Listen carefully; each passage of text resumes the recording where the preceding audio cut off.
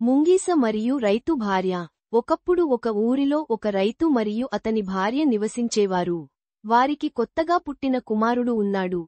రైతు భార్య, పిల్లవాడిని రక్షించడానికి ఒక పెంపుడు జంతువు ఉండాలని, అది పిల్లవాడికి తోడుగా ఉంటుందని, తన భర్తను అడిగింది.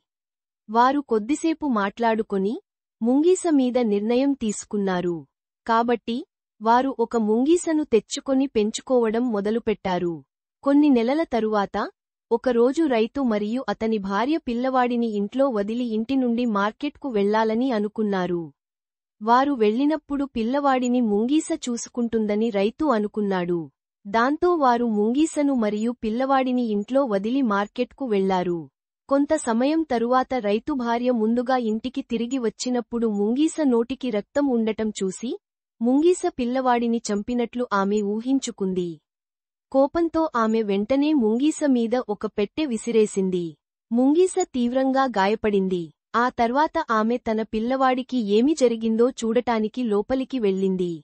గదిలో చనిపోయిన పాము పడి ఉండటం చూసి ఆమె ఆశ్చర్యపోయింది. ముంగీస పామును చంపి పిల్లవాడి ప్రాణాన్ని కాపాడిందని ఆమెకు అప్పుడు అర్థం అయింది.